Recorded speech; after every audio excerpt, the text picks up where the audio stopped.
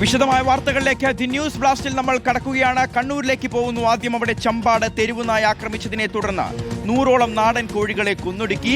അരയാക്കൂലിലെ പച്ചോൾ സതീശന്റെ കോഴി വളർത്തൽ കേന്ദ്രത്തിലാണ് പുലർച്ചെ തെരുവുനായ ആക്രമണം ഉണ്ടായത്. 500,000 രൂപയുടെ നാശനഷ്ടം ഉണ്ടായിട്ടുണ്ട് എന്നാണ് വിലയിരുത്തൽ.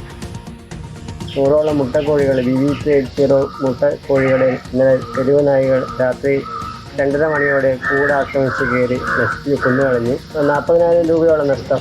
ഈ ഭാഗത്ത് തെരുവുനായ ശല്യം അങ്ങനെ കൂടുതലായിട്ട് ഇതുവരെ കണ്ടിട്ടില്ല. ഇത് ഇപ്പോഴാണ് എനിക്കൊരു അനുഭവം. ഞാൻ കോഴി വളർത്താൻ തുടങ്ങിയിട്ട് ഒരു 10 വർഷത്തോളമായി. ഇതുവരെ ഇങ്ങനെ ഒരു സംഭവം ഉണ്ടായിട്ടില്ല.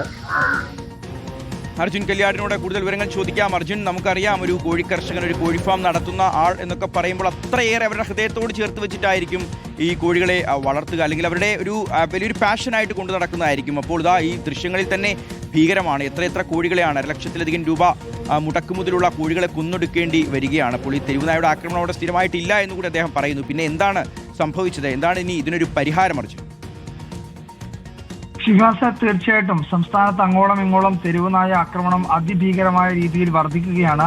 ആ സാഹചര്യത്തിൽ കൂടിയാണ് കണ്ണൂർ ചമ്പാടും ഇത്തരത്തിലുള്ളൊരു സംഭവം ഉണ്ടാവുന്നത്.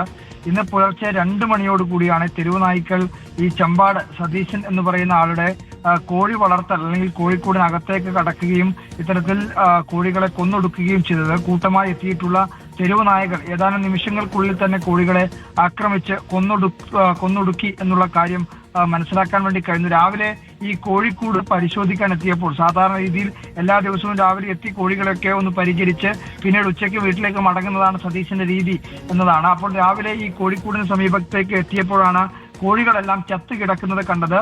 നിരവധി കോഴികളുടെ ശരീരഭാഗങ്ങൾ പലയിടങ്ങളിലായി ചിതറിക്കിടക്കുന്ന അവസ്ഥയിലും കാണാൻ വേണ്ടി കഴിഞ്ഞു. സതീശന്റെ പ്രധാനപ്പെട്ട വരുമാന മാർഗങ്ങളിൽ ഒന്നാണ് ഈ നാടൻ കോഴി വളർത്തൽ. പ്രതിദിനം 70 മുട്ടകൾ ഇദ്ദേഹം വിൽപ്പന നടത്താറുണ്ട്. ഇതാണ് ഇദ്ദേഹത്തിന്റെ പ്രധാനപ്പെട്ട വരുമാന മാർഗം എന്നുള്ളതും നമ്മൾ കാണേണ്ടതാണ്. അങ്ങനെ ഈ വരുമാന മാർഗം ഇല്ലാതായതോടുകൂടി തന്നെ ആ കുടുംബം തന്നെ പ്രയാസത്തിലായിരിക്കുന്നു എന്നുള്ള കാര്യം കൂടി കാണേണ്ടതാണ്. എന്തായാലും ഈ കോഴികൾക്കെല്ലാം, അതായത് 70ഓളം കോഴികൾ, ആ കോഴികളുടെ ജീവൻ നഷ്ടമായി. അത് വേദനാജനകമായിട്ടുള്ള കാര്യമാണ്. എന്തായാലും ഇതുമായി ബന്ധപ്പെട്ട അധികാരികളെല്ലാം സ്ഥലത്തേക്ക് എത്തി ഇതുമായി ബന്ധപ്പെട്ടുകൊണ്ട് കണക്കുകൾ എല്ലാം ശേഖരിച്ചിട്ടുണ്ട്. നഷ്ടപരിഹാരം ലഭിക്കുമെന്നാണ് പ്രതീക്ഷ. ശരി, അങ്ങനെ സംഭവിക്കട്ടെ അർജുൻ. നഷ്ടപരിഹാരം ലഭിക്കട്ടെ. അദ്ദേഹത്തിന്റെ ഒരു ദുഃഖത്തിന് ഒരു താൽക്കാലിക ആശ്വാസമെങ്കിലും ഉണ്ടാവട്ടെ.